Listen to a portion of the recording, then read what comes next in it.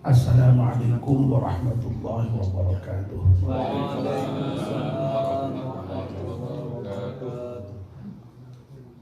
Bismillahirrahmanirrahim. Alhamdulillahirabbil alamin wassalatu wassalamu ala asyrafil mursalin sayyidina wa maulana Muhammadin wa ala alihi wa sahbihi ajma'in, amma ba'd. Ibu-ibu, bapak-bapak dan saudara-saudara sekalian, wabil khusus Bapak Haji Wisnu beserta Ibu dan Mas Amin beserta Mbak Cynthia yang berbahagia. Alhamdulillah, kita panjatkan syukur kepada Allah Subhanahu wa Ta'ala yang atas limpahan rahmat dan nikmatnya kita semua bisa hadir di dalamnya Pak Haji Wisnu ini dalam rangka akikah cucunya, putranya Mas Amin dan Mbak Cynthia yang kedua. Betul Pak ya, yang kedua. Tentu tidak ada lain kecuali kehadiran kita di acara akikah ini. Dimohon doanya semoga Ananda Rumaisa Brina Jasmine Maulida yang panggilannya Brina, yang lahir pada tanggal 25 November 2015 yang lalu, tumbuh berkembang menjadi anak yang sehat jasmani dan rohaninya, dan kelak menjadi anak yang sholihah, yang berbakti kepada kedua orang tua dan berguna bagi nusa bangsa dan agama. Bapak dan ibu-ibu serta saudara sekalian, ini maghribnya jam berapa ya? Ya, ini sekarang jam 5:15 ya, ngajinya paling seperempat jam saja lah ya. Insya Allah kalau 5:30 belum maghrib ya. Bapak dan ibu-ibu yang dirahmati Allah, setiap manusia ya, termasuk kita ini, tentu saja kalau ditanya kepingin punya keturunan apa tidak, ya pasti kepingin punya keturunan, kepingin punya anak. Termasuk yang belum nikah sekalipun seperti Anam itu, kalau ditanya pengen punya anak, ya pasti pengen, pasti. Karena itu memang bagian ya dari sifat manusiawi ya, bahwa orang itu pasti pengen punya keturunan. Ya. Tetapi sekedar punya keturunan itu tentu saja belum cukup. Jadi kalau kita kepingin punya anak, pengen punya keturunan, itu sebenarnya baru koma. Nah terusannya ya anak yang soleh, ya, anak yang baik, keturunan yang baik. Dalam Al-Quran bahasanya dzurriyyatan sholihah atau dzurriyyatan thayyibah ya. Jadi sekali lagi, keturunan yang baik, keturunan yang soleh. Sama seperti ketika kita misalnya kepingin umur panjang, itu juga sebenarnya jangan hanya berhenti umur panjang. Jadi umur panjang itu ya sebenarnya harus masih koma itu. Ya harus ada lanjutannya, umur panjang di dalam kerangka taat kepada Allah Subhanahu wa Ta'ala. Itu baru komplit ya. Ya. Tewas umur panjang tapi malah yaknah itu kan ya tambah yaknah juga ya. Nah begitu pula ya, kita itu kepengen punya keturunan yang saleh, keturunan yang sholihah. Nah bapak dan ibu-ibu, akikah semacam ini adalah bagian dari upaya kita sebagai hamba untuk bisa mendapatkan anak yang sholihah itu. Karena apa? Karena memang untuk menjadikan keturunan atau anak yang soleh, anak yang solihah, itu ya kita hendaknya mengikuti tuntunan yang diajarkan oleh Allah dan Rasulullah Shallallahu Alaihi Wasallam dalam mendapatkan anak yang soleh dan solihah itu. Ya tentu saja banyak sekali ya tuntunan yang terkait dengan bagaimana anak kita, keturunan kita itu jadi anak yang solihah. Dari mulai sebelum nikah itu ya sudah ada tuntunannya, ketika menikah ada tuntunannya, ketika pertama kali bertemu dalam arti khusus ya, ada tuntunannya. Nah, semua ada tuntunannya. Sampai kemudian lalu diberi anak pun juga ada tuntunannya ya. Diadzani, diqomati, lalu kemudian pada saatnya diakikoi. Nah, akikoh itu ya memang kalau di dalam teks-teks hadis itu pada hari ke-7 ya. Tapi kita tuh pada umumnya jarang melakukan hari ke-7 itu. Jadi hari ke-7 itu biasanya masih terlalu kecil begitu ya mungkin ya. Lalu biasanya kita nunggu agak sedikit longgar waktunya ya. Ibunya juga masih belum. Tapi kalau menurut teksnya sebenarnya yauma sabi'ihi, hari ke-7 ya. Hari ke-7 itu lalu kemudian dicukur rambutnya dan diberi nama. Tentu saja diberi nama dengan nama-nama yang baik ya, seperti ini saya tidak tahu persis namanya ini karena ini bahasanya sudah bahasa agak ya mungkin ada unsur Arabnya tapi ya modern gitu, jadi ditulis dengan ya Rumaisyah Brina Jasmine Maulida ini. Rumaisyah itu dari kata apa saya tidak mengenal, Brina itu saya tidak tahu, jangan-jangan dari kata-kata brain dalam bahasa Inggris bisa juga kan ya misalnya ya. Kalau Jasmine, Mawar ini mungkin ya kepengen melati. Oh melati ya, astagfirullahaladzim, melati ya. Ya melati ya, itu kepengen indah seperti melati. Dan Maulida itu ya kelahiran ya, Maulid ya. Hari lahir Maulid ya. Nah, mungkin bareng dengan Maulid Nabi ya mungkin ya. Ya, jadi ingin mendapatkan berkah dari Maulid Nabi kita Muhammad Sallallahu Alaihi Wasallam. Intinya nama itu memang yang baik-baik. Supaya apa? Membanggakan bagi yang diberi nama, ya, dan sekaligus nama yang baik itu sekaligus doa memang. Ya. Doa harapan dari orang tuanya. Ya. Jadi sekali lagi itu sunnah akikoh. Tetapi kalau tidak bisa pada hari ke-7-nya, boleh pada hari kelipatannya, boleh hari ke-14-nya, boleh hari ke-21-nya, boleh hari ke-28-nya, dan seterusnya sampai dengan mampunya orang tuanya untuk melakukan akikah ini. Ya, dan ini kayaknya ya belum terlambat amat, karena ini ya masih sekitar sebulan berarti ya, sebulan. Selapan malahan ya, selapan persis ya. Jadi ini mengikuti sunnah.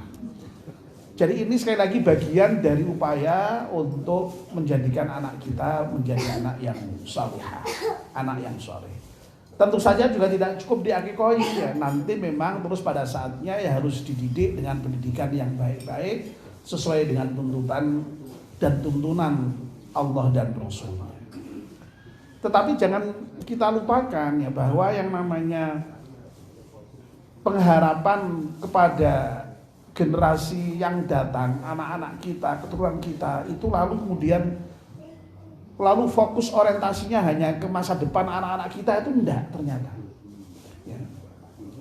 Maksud saya begini, bagaimanapun juga kita ini sebagai manusia itu selalu berada pada dua titik persimpangan ya.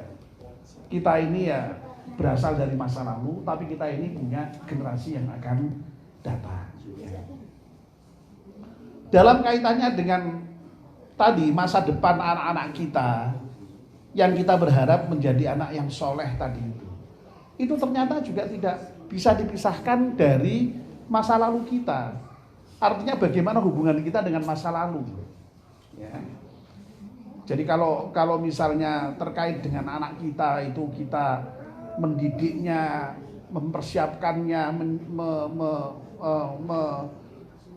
memperhatikannya itu sudah sewajarnya. Tetapi tidak hanya di situ, ya. Tidak hanya terkait dengan anak kita, terkait dengan persoalan kebaikan anak kita ke depan itu ternyata ada hubungannya dengan kebaikan kita terhadap generasi sebelumnya. Nah ini yang kadang-kadang kita lupakan. Jadi seakan-akan yang namanya pendidikan anak, mendidik anak supaya baik itu hanya urusan terkait dengan kita dengan anak. Enggak. Ya. Ada kaitannya dengan urusan kita dengan orang tua kita. Makanya ini tadi saya ya cukup senang juga misalnya acara seperti ini biasanya hanya dibacakan Maulid Barzanji, tapi enggak, tadi ada tahlil. Itu bagus ya, tahlil ya Barzanji, ya sholawat. Tahlil itu supaya dalam kerangka mengenang orang tua kita, dalam rangka bakti kita kepada orang tua kita, yang sholawat tadi dalam rangka mendoakan anak kita, lengkap malahan itu justru. Ya. Kadang-kadang orang kan orang itu gimana ya, orang mati tahlil, orang ini tahlil. Ya tidak ada salahnya sebenarnya. Mendoakan itu kapan saja tidak ada masalah. Ya, mendoakan saben hari aja boleh. Ya, itu ya. Kenapa saya mengatakan begini Bapak dan Ibu? Nabi kita dengan tegas mengatakan, ya, birru aba'akum, tabirrukum abna'ukum. Coba ini kan indah sekali. Ya. Hendaknya kamu berbakti kepada kedua orang tuamu. Ya. Kalau berbakti pada orang tua itu jangan dibatasi hanya orang tua ya. Orang tua atasnya ya orang tua kita ya simbah kita. Kalau ada buyut kita ya buyut kita. Karena konsep keturunan itu kalau ke atas ya sampai ke atas, kalau ke bawah sampai ke bawah itu keturunan.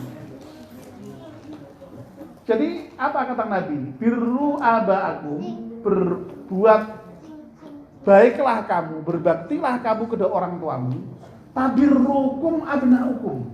Kalau kamu kok dengan orang tuamu berbuat baik, berbakti, niscaya anak-anakmu pun akan berbuat baik dan berbakti kepadamu.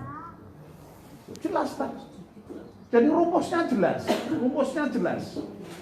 Ya. Kalau kita ingin anak kita berbakti kepada orang tua kita, ya kita harus berbakti pada orang tua kita. Ya. Jangan berharap anak kita itu kok bisa berbakti kepada kita kalau kita tidak berbakti kepada kedua orang tua kita. Nah ini yang saya maksud tadi itu, yang saya maksud itu bahwa dimensi pengharapan kepada anak supaya menjadi anak soleh, anak yang baik, itu di samping memang kita orientasinya ke depan, yaitu mendidik anak-anak kita dengan sungguh-sungguh, dengan mengikuti tuntunan Rasulullah dengan sungguh-sungguh. Tapi ingat, ya, ada dimensi lain, yaitu bagaimana kita berbakti kepada kedua orang tua kita, berbakti kepada generasi terdahulu kita. Karena apa? Sekali lagi, ya kita ini sekali lagi manusia ini memang tidak bisa dipisahkan dari dua tadi titik temu tadi ya. Jadi kita sekarang ini ya sekarang sebagai orang tua bisa, tapi kita sebagai orang tua kita masih punya orang tua. Ya. Di samping kita juga punya anak. Ya.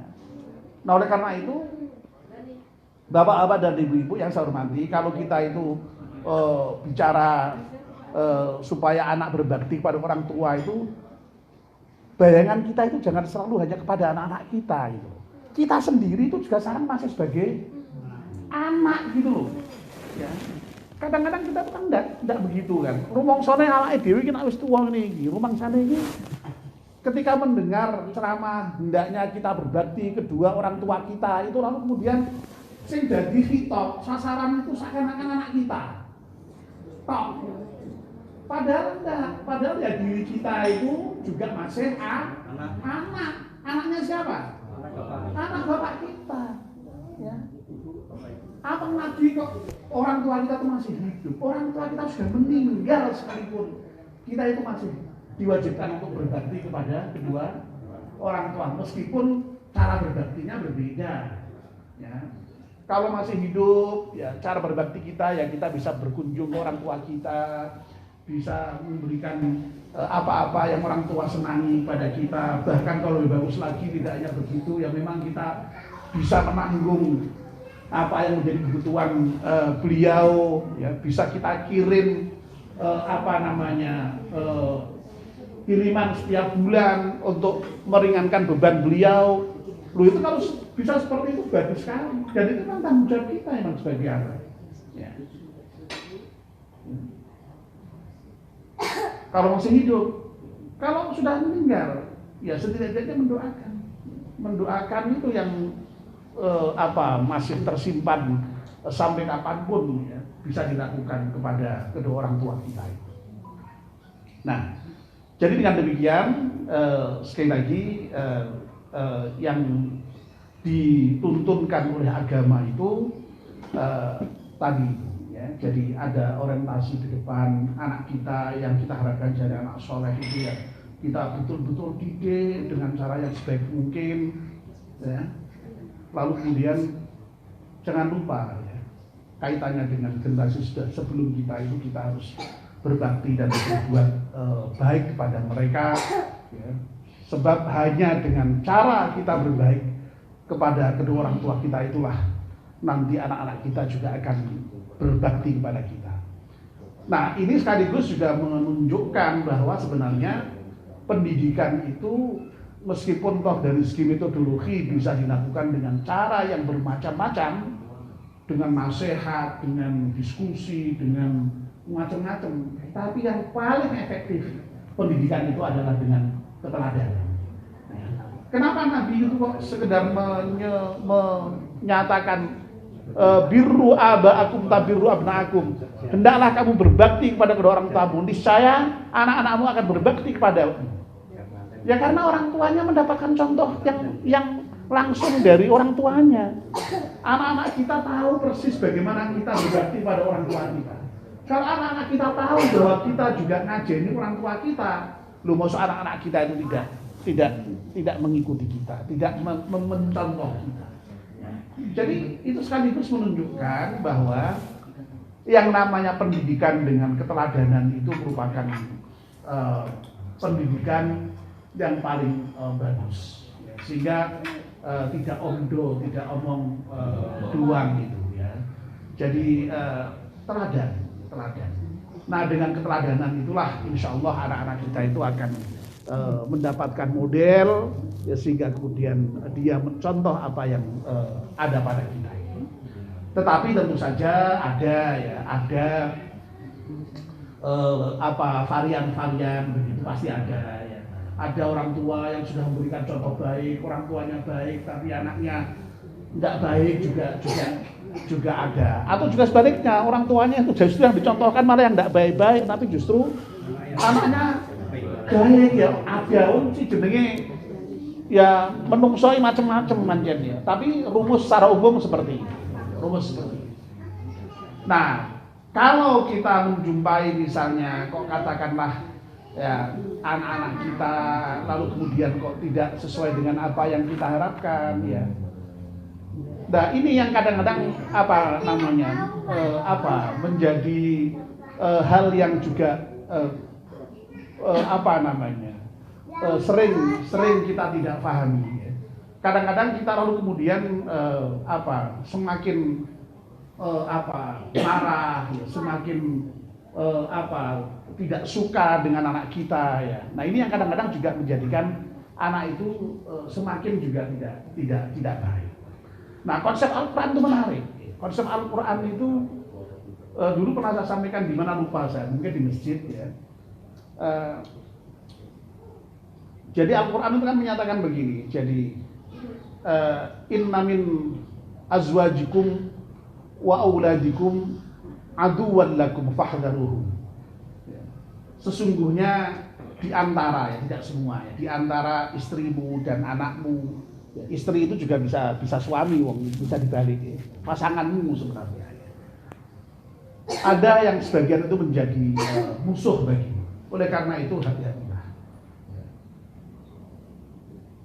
Lalu yang menarik itu Al-Quran kemudian fa'fu wasfahu wastaghfiru. Jadi itu beberapa konsep yang apa namanya berurutan ya, terkait dengan persoalan anak, ya, istri atau suami yang kebetulan tidak sesuai dengan keinginan kita tadi itu, yang bertentangan dengan kita tadi itu, intinya itu justru malah suruh memaafkan. Ya. Jadi dimaafkan. Nah ini yang kadang-kadang susah. Pada umumnya kan enggak ya. Kalau misalnya suami atau istri atau anak itu kemudian katakanlah tidak sesuai dengan apa yang kita maui, biasanya apa yang terjadi? Mesti jengkel kan kita, jengkel, marah, ya, tidak terima. Nah, justru dengan seperti itu ya tadi semakin susah untuk dinasihati untuk kembali kepada yang baik itu. Karena apa? Karena juntrungnya begini, anak atau istri atau suami yang kebetulan sedang tidak baik tadi itu, yang katakanlah tidak sejalan dengan kita tadi. Ketika kita itu kan dalam kondisi berdosa, karena bersalah itu kan berdosa. Lah ketika berdosa itu kan dalam keadaan bermaksiat. Lah ketika bermaksiat kok kemudian buat dikandani kaya apa, diajak baik kayak apa ya mental malah justru. Nah logikanya itu ya justru dimaafkan dulu, dimaafkan, ya. Lalu kalau sudah dimaafkan berarti kan punya dosa. Nah ketika sudah punya dosa itulah kemudian insya Allah mudah untuk bisa direngkuh kembali. Nah ini apa namanya konsep Al-Quran ternyata luar biasa itu. Tetapi ya tentu sulit itu kan. Biasanya uang ini masya Allah ya untuk tadi yang sifatnya tasfahu apa namanya ta'fu atas fahu wa taghfiru itu wangel gitu ya, untuk bisa memaafkan ya, lalu kemudian untuk bisa bertemu, untuk bisa melupakan itu angel. Nah justru tapi itulah ajaran Al-Quran itu seperti itu ya. Nah makanya konsep maaf itu kan dalam Al-Quran luar biasa ya. Jadi maaf itulah yang kemudian akan mencairkan semua hal ya. Persoalan rumah tangga sebesar apapun, serumit apapun, tapi kalau di situ masih ada kata maaf, insya Allah masih bisa diatasi. Tapi kalau sudah tidak ada kata maaf ya sudah. Jadi makanya mudah memaafkan itu penting ya, mudah memaafkan itu penting. Dan membina rumah tangga itu juga kuncinya itu ya kata maaf ya. Tapi sekali lagi itu tidak mudah, diomongkan mudah tapi dalam prakteknya tidak mudah. Dalam prakteknya tidak mudah. Orang kadang-kadang yang terjadi kan maaf piye rasanya ini dah sakitnya di sini itu ya bahasa kadang-kadang itu ya. Ya, piye kon lalekke ora iso lali aku wong kaya ngono kok kon lalekke ya ora iso ya. Padahal syaratnya tadi itu ya, di antaranya itu memaafkan ya, bertemu dan melupakan. Lah melupakan sing angel. Melupakan sing angel. Ya wis tak maafke. Tapi nak kon ketemu moh aku. Kan ngono sok-sok itu. Jadi maaf, bertemu, lali, wah ngalek iki. Ya wis tak maafke, aku ketemu wis ora apa-apa. Tapi nek kon lali ora iso aku, kan ngono. Ya. Tapi itulah Al-Qur'an tiga-tiganya. Ta'fu wa tasfahu wa taghfir. Nah, kalau kita bisa seperti itu insyaallah tadi itu segala persoalan dengan siapapun itu akan bisa terpecahkan ya. Jadi kembali kepada apa yang tadi pertama saya sampaikan, intinya bahwa Rasulullah menjamin kalau kita berbakti kepada orang tua kita, niscaya anak-anak kita akan berbakti kepada kita. Karena apa? Karena dengan kita berbakti kepada orang tua itu sekaligus sudah merupakan pendidikan. Bahkan pendidikan dengan keteladanan, dan pendidikan dengan keteladanan itu merupakan pendidikan yang terbaik memang, ya. Sehingga kemudian ya wajar kalau kemudian anak-anak kita itu lalu kemudian mencontoh kita itu. Sehingga dengan begitu kita boleh berharap anak-anak kita itu menjadi anak yang soleh, ya, dengan tentu saja tidak hanya dengan doa tapi juga dengan usaha yang semaksimal mungkin. Amin ya robbal alamin. Mudah-mudahan ya anaknya Mbak Cynthia, Mas Amin ya, yang tadi panggilannya Brina tadi betul-betul menjadi anak yang sholihah di masa akan datang. Amin ya Allah. Demikian pula semua anak cucu kita ya. Anak cucu kita mudah-mudahan juga menjadi anak cucu keturunan yang soleh-soleh. Amin ya rabbal alamin. Kurang lebih maaf. Wassalamualaikum warahmatullahi wabarakatuh.